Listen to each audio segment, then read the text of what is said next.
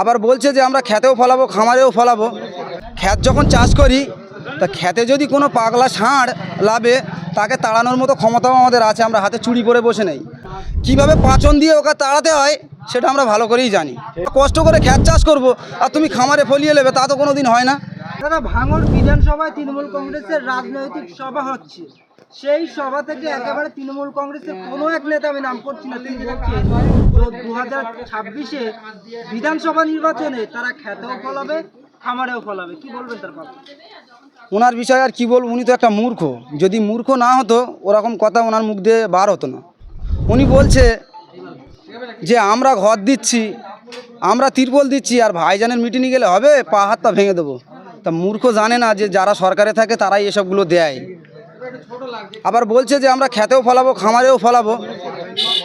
ওনাকে বলবো যে আমরা ক্ষেত যখন চাষ করি তা খেতে যদি কোনো পাগলা ষাঁড় লাভে তাকে তাড়ানোর মতো ক্ষমতাও আমাদের আছে, আমরা হাতে চুরি করে বসে নেই। উনি খেতেও ফলাবে খামারেও ফলাবে, একবার ক্ষেতের আলির ধারে যেতে বলবেন। কিভাবে পাচন দিয়ে ওকে তাড়াতে হয় সেটা আমরা ভালো করেই জানি। এটা কি হুঁশিয়ারি দিচ্ছেন? হুঁশিয়ারি তো। উনি বলছে খেতেও ফলাবো খামারেও ফলাবো, আমরা কষ্ট করে ক্ষেত চাষ করব আর তুমি খামারে ফলিয়ে নেবে, তা তো কোনো দিন হয় না।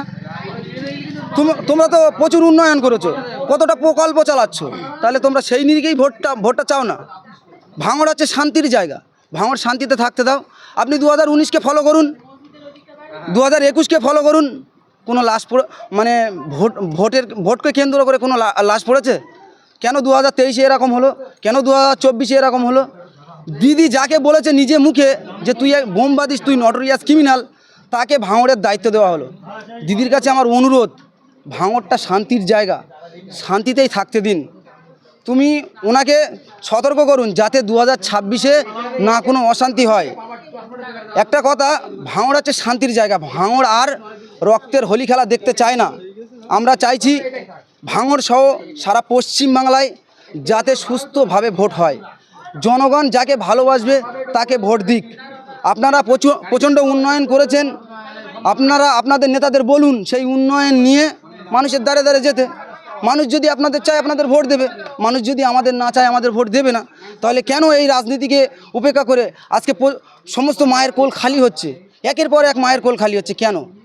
এই দায়টা কিন্তু দিদির নিতে হবে। তিনি তো শুধু মুখ্যমন্ত্রী না, উনি পুলিশ মন্ত্রীও। তাহলে ওনার হাতে তো ক্ষমতা আছে, উনি তো পারে এগুলোকে বন্ধ করতে।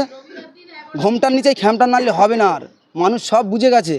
আপনি যদি মানে এখান থেকে দায়িত্ব নিয়ে বলছি উনি যদি মানে কোনো বুথে ঝামেলা না করে সুস্থভাবে এই পশ্চিমবাংলায় যদি ভোট হতে দেয়, ওই 234 রয়েছে মাইনাসে মানে শুধু 34ই চলে আসবে। দায়িত্ব নিয়ে বলছি, উনি সুস্থভাবে ভোট হতে দেবে না। তবে ভাঙড় থেকেই তো তৃণমূল কংগ্রেসের নেতারা আওয়াজ তুলছেন যে 2026 বিধানসভা নির্বাচনে একবারে আইএসএফকে ভাঙড় খালে চুবিয়ে ফেলবে। ওটা ভো আওয়াজ, ও ফাটা কলসির আওয়াজ বেশি। মানে ভোটটা আসতে দাও, তারপরে মানে কে কতটা দৌড়াতে পারে সেটা তো অবশ্যই দেখা যাবে। মানে মনে করতেছে যে একটা মোস্তান দিয়ে ভাঙড়কে দাবিয়ে রাখবো, তা কোনো দিনই হবে না। ভাঙড়ের ছেলেরা মানে যথেষ্ট লড়াই দিতে জানে, এরা ভাইজানের জন্য সব কিছু করতে পারে, ভাইজানের জন্য প্রাণ দিতেও এরা দ্বিধাবোধ করবে না। ওনারা যেরকম জেদ ধরে বসে আছে যে আমরা নবান্নের 14 তলা ছাড়বো না, গদি ছাড়বো না, আমরাও সেরকম জেদ ধরে বসে আছি যে ভাঙড় আমরাও ছাড়বো না। দেখা যাবে 2026 সালে, ভোটটা আসুক। তাহলে জিতছেন ভাঙড়? ও একদম 100-100। ওদের ক্ষমতা নেই। 2021-এ যতটা ভোটে জিতেছি তার থেকে একটা ভোটেও বেশি মানে জিতলে আমরা জিতবো 2026-এ।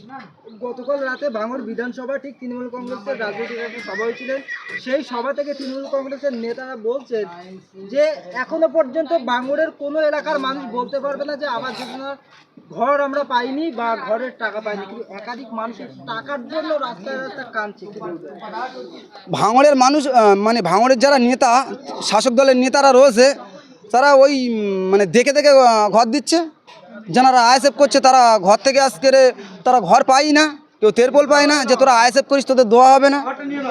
সেই বিষয় যখন আইএসএফের আমাদের একমাত্র জেলা পরিষদ রায়নুর ভাই রয়েছে, আমাদের বিধায়ক নওশাদ সিদ্দিকী রয়েছে, তারা যখন আওয়াজ তুলছে তাদেরকে চেপে দেওয়া হচ্ছে।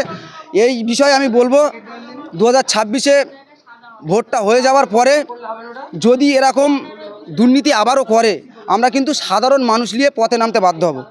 দিদির কাছে আমার বারবার একটাই অনুরোধ, ভাঙড় যেরকম শান্তি আছে সেরকম শান্তি থাকতে দিন, কারণ ধৈর্যের একটা বাঁধ আছে, ধৈর্যের বাঁধ ভেঙে গেলে কিন্তু আর রক্ষে হবে না। আল্লাহ না করুক তোমার অবস্থাও না যেন বাংলাদেশের মতো শেখ হাসিনার মতো না হয়ে যায়। সেই জন্য মানে তোমাকে আমরাও ভালোবাসি, তুমি মুখ্যমন্ত্রী থাকো, অসুবিধে নেই, কিন্তু ভাঙড়টাকে শান্তি রাখো, আর অশান্তির দিকে নিয়ে যাবে না, কারণ ভাঙড়ের মানুষ রক্তের হোলি খেলা আর দেখতে চাইছে না। তৃণমূল কংগ্রেসের নেতা কর্মীদের মুখে তো সবসময় শান্তির বার্তা, তাহলে ভাঙড় অশান্তি কেন? দেখুন, ওরা আমি বললাম না ঘন্টার নিচে খ্যামটা নাড়ে, মানে দিনের বেলা বলে শান্তি চাই আর রাতের বেলা বলে ওকে ধরে মার্ডার কর। আজকে শান্তি শান্তি করছে, সাধারণ একটা আমাদের বুথের নেতাকে মারার জন্য 20 লাখ টাকার সুপারি। আমাদের মিনাখা বিধানসভায় একটা কর্মীর বন্দুকের বাঁট দিয়ে মেরে মাথা ফাটিয়ে দিয়েছে। বাসন্তীতে একজনের ঘর বাড়ি ভেঙে দিয়েছে। তাহলে ওরা কোথায় শান্তির কথা বলছে? কিসের শান্তির কথা বলছে ওরা? একটা মাকে মেরে আর একটা মাকে লক্ষ্মীর ভাণ্ডার দিয়ে শান্তি খুঁজছে। আজকে বাংলার জনগণ জেনে গেছে ওনাদের নাটক। 2026-এ যথেষ্ট শিক্ষা পেয়ে যাবে। আমার নাম মিরাজ মোল্লা, আমি 107 নম্বর বুথের সভাপতি।